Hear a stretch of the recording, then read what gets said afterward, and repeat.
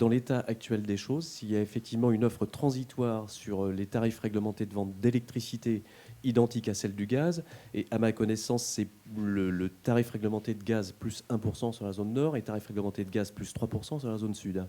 Par rapport au coût qu'on peut afficher aujourd'hui sur le tarif réglementé de vente, donc versus les offres de marché qu'on peut avoir, je vous dis oui, on aurait tout intérêt, dans ces conditions, à rester, en tout cas à pouvoir bénéficier d'une offre transitoire. Ceci dit, dans mon discours, il y a beaucoup de si. Aujourd'hui, on ne connaît pas le niveau de l'Arenh. Aujourd'hui, on ne connaît pas les tarifs réglementés de vente qu'on va peut-être avoir d'ici quelques semaines. Donc, il y a beaucoup, on va dire, il y a beaucoup de variables qui sont encore strictement inconnues aujourd'hui. Donc mon discours d'aujourd'hui sera peut-être complètement différent d'ici quelques jours ou quelques semaines.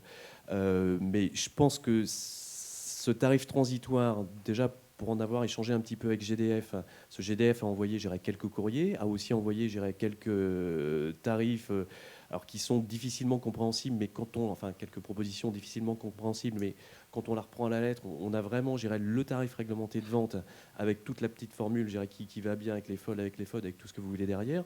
Donc on a vraiment du copier-coller par rapport du tarif réglementé de vente plus 1%. Je crois que GDF, mais il y a certainement des gens de GDF qui pourront peut-être nous contredire, que GDF attendait vraiment une sorte de raz-de-marée de ses clients en disant oh, c'est la fin des tarifs réglementés de vente, il faut que je me dépêche, qu'est-ce que je fais, je signe pas, est-ce que vous pouvez me proposer autre chose? Je crois qu'il ne s'est pas passé grand-chose. Alors ça concerne, on va dire, le gaz.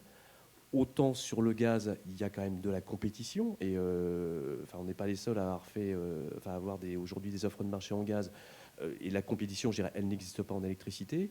Donc si déjà sur un marché qui est ouvert à la concurrence, parce qu'il y a quand même beaucoup de fournisseurs en gaz naturel qui peuvent se positionner, il ne se passe pas grand-chose sur la fin de ces tarifs réglementés et qu'on est obligé de mettre un tarif transitoire pour éviter justement un phénomène de coupure, je pense qu'on aura sensiblement la même chose dans l'électricité. Donc oui, je suis attentif à ce tarif transitoire parce que s'il est du même ordre que les tarifs réglementés de gaz plus 1%, bon, honnêtement, ça ne me dérange pas.